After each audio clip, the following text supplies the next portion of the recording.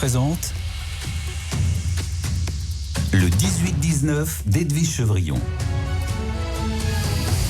Vous êtes bien dans le 18-19 avec mon invité, c'est Emmanuel Wargon, le président de la Commission de régulation de l'énergie, la CRE comme on dit. Bonsoir Emmanuel Wargon. Bonsoir Edwige Chevrillon. Merci d'être là, je crois que c'est la première fois que vous allez vous exprimer. Il faut dire que c'est tout récent qu'on a de l'actualité, pas sur l'énergie bien sûr, mais en tous les cas avec la volonté du Premier ministre qui l'a dit à son ministre de l'économie et des finances qu'il voulait une baisse sur les prix de l'électricité en France. La première chose que demande le Premier ministre, en fait, c'est de lui faire des propositions. Est-ce qu'il faut un grand investissement? Est-ce qu'il faut baisser la fiscalité? Mais oui, si oui, laquelle? Mais en même temps, il a été clair ce matin, Roland Lescure. Il a dit quoi? Moi, je veux bien qu'il y ait des moins quelque part, mais il me faut des plus de l'autre côté. Vous réagissez comment? Vous dites qu'il faut effectivement baisser le prix de l'électricité et que c'est possible dans le contexte actuel. Dans le prix de l'électricité, comme vous le savez, Edwige, il y a la partie électricité elle-même, la partie réseau et puis la partie fiscalité. Ouais. Bon, l'électricité elle-même, il se trouve qu'elle est vraiment orientée à la baisse. Les marchés sont très détendus, on est entre 50 et 55 euros par mégawattheure. Au moment de la crise, on était monté à plusieurs centaines, voire près de 1000. Mais avant crise, on était entre 40 et 50, donc on commence à retourner dans une zone qui n'est pas très loin d'avant-crise sur les marchés de gros. Et ça, c'est quand même encourageant et c'est grâce au fait que le parc nucléaire produit à plein et puis qu'on a aussi nos énergies renouvelables qui produisent aussi l'hydraulique, l'éolien, le solaire. Donc la partie prix de marché, elle est plutôt bien orientée. La partie réseau, c'est sous la responsabilité de la Commission de régulation de l'énergie et elle est stable dans la période. D'ailleurs, Est-ce qu'elle va rester stable? C'est ça un peu la question, parce que vous allez vous prononcer. Ça sera le 1er février prochain. Alors, déjà, vous avez des éléments. Sur la partie réseau, on s'est prononcé l'année dernière. La prochaine hausse n'aura lieu qu'à l'été prochain et elle sera vraiment très limitée. Donc la partie réseau à court terme va bien. Et il reste la partie fiscalité. Ça, c'est vraiment un choix très politique, en fait. Oui. C'est le choix du Premier ministre, le choix du ministre de l'économie et des finances, mais c'est aussi le choix dans les consultations avec les partis politiques, le Parlement. Et là, c'est une question de savoir où est-ce qu'on veut faire peser la fiscalité, quel geste on veut faire vis-à-vis à la fois des ménages et des entreprises. La fiscalité, c'est un tiers de la facture, donc c'est pas complètement négligeable. C'est un tiers, quoi. Voilà. Oui. Mais bon, après...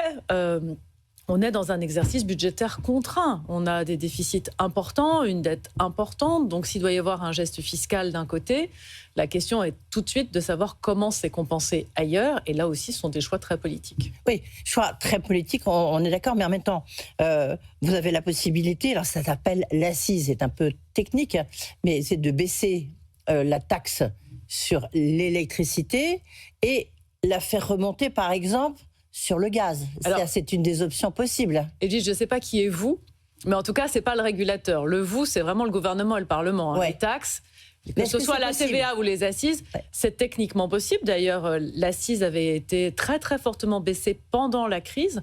Au plus fort de la crise, ça a fait partie des aides que le gouvernement a apportées à toute la population, aux entreprises. Donc, c'est techniquement possible d'ajuster ces niveaux. Encore une fois, c'est aussi une question d'équilibre budgétaire complet, d'équité sur ces dépenses-là versus d'autres dépenses. Et une question aussi d'énergie, c'est-à-dire est-ce qu'il faut favoriser l'électricité? Est-ce qu'il faut favoriser et moins favoriser le gaz? Ça, vous avez une réponse, vous, à la tête de la CRE. En tout cas, on a une politique et une vision collective d'aller vers la décarbonation. La décarbonation, c'est plus d'électricité, c'est aussi plus de gaz vert. Et donc, dire qu'on essaye d'avoir des niveaux comparables entre l'électricité et le gaz, on peut imaginer que c'est un objectif de politique publique intéressant. Ouais. Alors, l'autre possibilité aussi, puisqu'on est dans les plus et dans les moins, je reprends l'expression de Roland Lescure, c'est de dire, là, on attend, et je pense que vous, encore plus que nous, on attend cette fameuse programmation pluriannuelle de l'énergie, la PPE, qu'on attend. Il y avait une première version qui est arrivée, et puis en fait, pour l'instant, ça a traîné parce qu'il y a des gros enjeux, notamment sur les renouvelables. Certains disent, regardez, il y a beaucoup trop d'électricité, on en redira un mot, et donc en fait on pourrait baisser les subventions aux énergies renouvelables, au photovoltaïque et à l'éolien. Ça, c'est possible de le faire. Qu'est-ce que vous en pensez ? D'abord, c'est parce qu'on a beaucoup de production qu'on a des prix de marché bas. Et ça, c'est quand même très important. C'est parce qu'il y a beaucoup d'offres et une demande qui va progresser, mais dont on attend pour l'instant qu'elle progresse, que nos prix de marché sont bas. Et des prix de marché bas, c'est quand même de la compétitivité, notamment vis-à-vis de nos voisins européens. On a des prix de marché beaucoup plus bas que le reste de l'Europe, beaucoup plus bas que l'Allemagne, beaucoup plus bas. Oui, 30 à 35 euros par mégawattheure, presque 50 euros de différence avec l'Italie, avec les Anglais. Donc, c'est vraiment un élément de compétitivité. Donc, c'est pas mal, en fait, d'avoir une électricité abondante. Pour la suite, cette programmation, elle est très importante. Ça fait longtemps qu'on l'attend, parce qu'il faut donner de la visibilité et un cap. À la fois aux filières qui installent des énergies renouvelables, aux territoires. C'est souvent des projets de territoire, souvent des projets solaires ou éoliens. Et à la fois pour le dimensionnement du système aussi, pour que nous, on puisse travailler sur les réseaux. Donc, donner un cap, c'est vraiment urgent. Après, à quelle vitesse on doit aller ? Ça, c'est vraiment le cœur de la question. 15 jours, a dit Roland Lescure ? Je crois que le gouvernement souhaite avancer relativement vite. Je ne sais pas exactement à quelle échéance. Mais en tout cas, c'est important. Et après, sur combien tout ça coûte ? Actuellement, le soutien aux énergies renouvelables, c'est à environ 8 milliards d'euros sur le budget de l'État. C'est à la fois très significatif. Moi, j'aime bien le mettre en regard des 5 milliards d'euros d'exportation d'électricité par EDF. C'est pas la même chose. D'un côté, c'est le budget de l'État. De l'autre, c'est la balance commerciale. Maintenant, là, mais quand même, on est un peu dans les mêmes ordres de grandeur. Est-ce qu'on peut optimiser ce soutien ?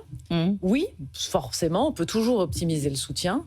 Est-ce qu'on peut l'optimiser pour l'avenir ? Oui. Est-ce qu'on peut l'optimiser pour les contrats existants ? On a une question de rétroactivité qu'il faut qu'on traite sérieusement. Est-ce que ça veut dire, parce qu'au-delà de votre langage, évidemment, vous êtes obligé d'être prudente, est-ce que ça veut dire quand même quelque part, oui, on peut baisser les subventions à l'énergie renouvelable quand on voit que la demande par rapport, l'offre par rapport à la demande, c'est énorme en ce moment. Il y a un trop plein d'énergie. Oui, mais je crois que c'est 100 TWh, puisqu'on parle en TWh quand il s'agit de chiffres globaux. Ça se pilote quand même un peu à long terme, parce que cette année, EDF, en 2024, EDF a exporté, je crois, 90 TWh. En 2025, on sera dans les mêmes ordres de grandeur. Donc c'est vrai qu'on a vraiment un surplus. D'abord, ce surplus, il sert à nos voisins, ils sont contents. Et ensuite, on a beaucoup de... elle est saturée, paraît-il. On a beaucoup de data centers qui disent, voilà, on veut s'installer. On a aussi envie d'être attractif pour gagner ensemble la bataille de l'intelligence artificielle. Les voitures électriques, ça va finir par se développer. Oui, mais ce n'est pas le cas pour l'instant. Donc, peut-être à terme. Le pilotage, la bonne question du pilotage, c'est à quelle vitesse on va entre l'évolution de la demande et l'évolution de l'offre. Et si on a 5, 6, 10 projets de data center qui se concrétisent rapidement, là aussi, ça se compte assez vite en gigawattheure, voire en terawattheure. Donc, est-ce qu'on peut dans ce pilotage... D'abord, vous avez Donc, on peut optimiser. On peut optimiser à la fois les volumes, aller à la bonne vitesse sur les volumes, et les prix, les charges pour le service public, donc les charges sur le budget de l'État. On a d'ailleurs plein de mesures techniques pour trouver la bonne manière de racheter. Sur le photovoltaïque ? Oui, sur les deux. Oui. Sur le 2, on peut joindre. Et sur le grand éolien en mer, parce que là, visiblement, celui de l'Héron, je crois qu'on m'a dit qu'il y avait une offre qui avait été faite, mais qu'il n'y avait pas eu... Il n'y a pas eu de réponse de l'autre côté des industriels. Oui, donc, sur l'éolien en mer, le dernier appel d'offres, il y a un des deux parcs qui n'a pas trouvé preneur, en fait. L'autre, finalement, a été attribué. Et là aussi, ça fait partie de cette grande programmation de savoir à quelle vitesse on va sur l'éolien en mer. Donc, le trop-plein d'électricité, notamment nucléaire, fait qu'aujourd'hui, ou de l'électricité renouvelable qui est produite en ce moment, fait qu'aujourd'hui, il y a de quoi s'interroger sur le coût, en fait, de cette politique sur les énergies renouvelables. En fait, moi, je serais plus prudente que vous, parce que une année donnée, vous avez beaucoup d'électricité, mais l'année d'après, vous pouvez avoir de la sécheresse. Et vous pouvez perdre une partie très significative de l'hydroélectricité. En 2022, on avait aussi très peu d'hydroélectricité. En 2022, on a eu la corrosion sous contrainte sur le parc nucléaire. Mais sans aller jusqu'à un événement aussi important, vous pouvez simplement avoir du grand carénage sur le parc nucléaire qui prend un peu plus de temps que prévu. Vous pouvez avoir un hiver plus froid. Et donc, à chaque fois, si vous ajoutez ces hypothèses-là, votre équilibre offre-demande, il redevient plus tendu. Donc, un peu de marge dans le système, c'est une bonne nouvelle. Ok, donc un coup de rabot, mais pas une baisse définitive, quoi. C'est ça que vous nous dites.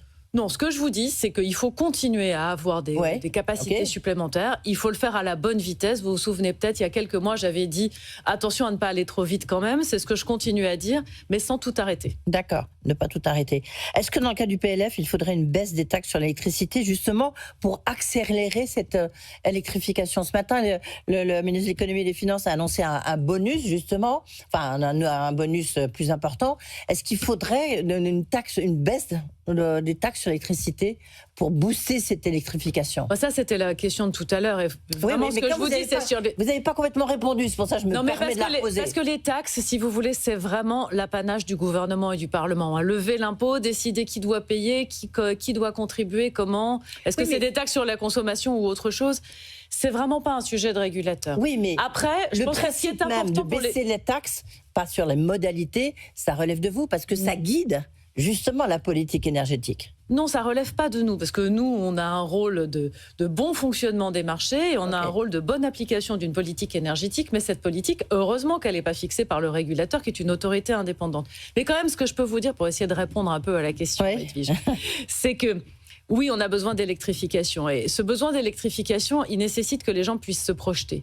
Donc, le fait de garantir qu'il n'y aura pas trop d'à-coups, que les gens puissent se projeter, qu'avec nos différents mécanismes de marché et de taxes, on gardera une électricité abordable, ça, je pense que c'est extrêmement important. Donc, que le système s'organise entre les 3 tiers, les prix de marché, les réseaux et les taxes, pour donner une bonne visibilité, pas trop d'à-coups et une garantie qu'on va rester, en tout cas, dans des prix raisonnables, ça, je pense que c'est important.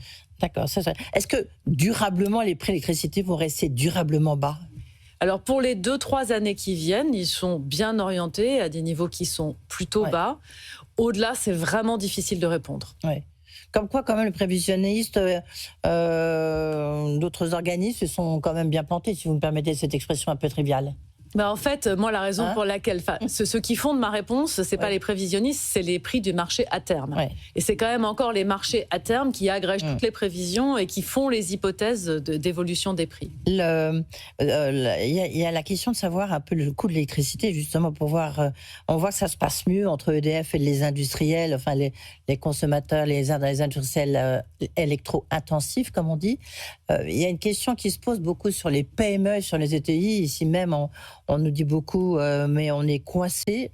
Est-ce qu'on pourrait imaginer, ce qui s'appelle, c'est toujours un peu technique chez vous, un contrat pour la différence, un CFD, où il y a une espèce de prix pivot qui est indiqué, et en dessous, donc ça compense, au-dessus, ça compense dans l'autre sens. Est-ce que c'est quelque chose qui est possible, ça ? En fait, maintenant, EDF, mais aussi les autres fournisseurs, proposent des contrats à 4 ou 5 ans pour les entreprises, pour leur garantir un prix, c'est ce que vous dites, c'est-à-dire pour entre guillemets, sécuriser un prix qui leur permet d'avoir au moins une partie de leurs besoins couverts à un prix prédéfini à l'avance. Et ces prix sont effectivement assez attractifs en ce moment. Simplement, comme les prix de marché sont plutôt orientés à la baisse, les acheteurs se disent, est-ce que c'est le bon moment de verrouiller un prix pour les 5 ans à venir, ou est-ce que j'attends encore un peu ?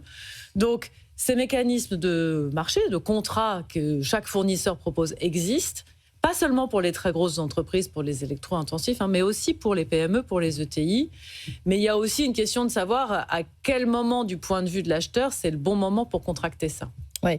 Le bon prix pour vous, c'est quoi ? Il y a toujours eu des questions, même ici même, vous aviez fixé un prix sur le nucléaire qui n'était pas le même que celui de Luc Rémont. Il y a eu des batailles, l'ex-président d'EDF.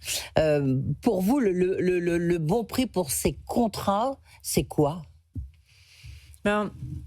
Pour les entreprises, toujours, et pour les industriels. Ce qu'on sait, c'est, parce que ça, on l'a calculé, c'est que le coût du parc nucléaire, aujourd'hui, le parc existant, son coût de production est autour de 60 € du mégawattheure. Donc, quand on est en dessous de 60 € du mégawattheure, on est dans une zone qui est vraiment favorable par rapport au coût du parc. Les prix de marché sont aujourd'hui en dessous. Ils sont aussi liés au fait qu'on a beaucoup d'énergie solaire, beaucoup d'énergie éolienne. Donc la zone de prix dans laquelle on est pas trop éloignée des fondamentaux économiques. Après, la question du prix, c'est une question compliquée parce que c'est la question d'un côté de quel est le prix le plus bas possible pour les clients et de l'autre quel est le prix qui permet bien de couvrir tous les coûts c'était chez tous les producteurs. À la fois le nucléaire, mais d'ailleurs aussi les énergies renouvelables parce que ce sont des énergies de coût fixe. Donc là, on est dans une zone qui est pas très loin. Après, quel est le bon prix à l'euro près, ça c'est difficile à dire. Non, pas l'euro prix, mais l'euro près, pardon. la fourchette, c'est entre 50, en tout cas, en ce moment, on a des prix qui sont assez raisonnables. On est autour de 50 à 55 euros du mégawattheure sur les marchés. Ce sont des prix plutôt raisonnables. Ouais. Est-ce qu'on a besoin finalement des nouveaux EPR ? Est-ce qu'on en a besoin ? Parce qu'aujourd'hui, on voit bien que les centrales, on peut les prolonger encore, certains disent même encore jusqu'à 70 ans. Et surtout que maintenant, elles tournent à plein. Finalement, comme on le disait tout à l'heure, on a un trop-plein d'énergie nucléaire, non ? Mais encore une fois, on ne peut vraiment pas raisonner sur 6 mois ou sur même sur un an. Non, 70 ans, c'est à long terme quand même. Aujourd'hui, on a beaucoup d'offres et moins de demandes que prévu. Les prochains EPR, les 6 premiers, leur date d'arrivée potentielle, c'est 2038-2040, c'est dans ces eaux-là. Donc d'ici là, on a beaucoup d'hypothèses dans lesquelles la demande aura fortement progressé. Il y a aussi un tuilage à faire entre les réacteurs existants qui vont être prolongés au maximum, mais l'autorité de sûreté nucléaire a dit depuis le début que la prolongation se verrait tranche par tranche, réacteur par réacteur, série par série, et que on le verrait au fur et à mesure des travaux. Donc c'est indispensable de préparer l'avenir. 2 questions pour terminer rapidement. Vous avez vu ce que font les Allemands qui sont au secours de leurs industriels, parce que justement ils ont ils ont pas de nucléaire, ils ont beaucoup de renouvelables et puis ils ont du gaz. Et donc le prix est 30 € plus cher le mégawattheure que pour nos industriels. Et ben du coup le chancelier allemand, il a mis un plan sur la table pour qu'en fait le prix de l'électricité baisse de manière très substantielle. J'ai plus le chiffre en tête. Absolument, j'ai vu le plan des Allemands et ça montre bien le différentiel de compétitivité. Mais là, ils sont en train de nous rattraper, pour l'instant au service de la France.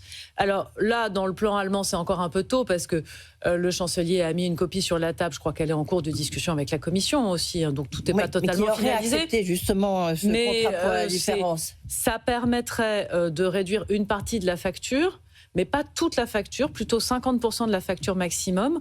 Donc, je me pense qu'on restera compétitif même avec ce plan allemand. Oui. Est-ce qu'il faut, vous avez vu une des propositions du Front National, Rassemblement National, c'est de revenir aux tarifs, de mettre des tarifs. Est-ce que vous y seriez opposé ou pas ? D'abord, on fait des tarifs réglementés pour tous les particuliers. On a toujours des tarifs réglementés. C'est le dernier prix administré. Les entreprises, elles bénéficient vraiment de la concurrence et maintenant, elles savent acheter. Donc, le tarif réglementé, qui est un lissage sur 2 ans, à mon avis, n'est pas très adapté aux grosses entreprises. Et juste rapidement, vous avez fait un bilan sur les lignes de bonne conduite.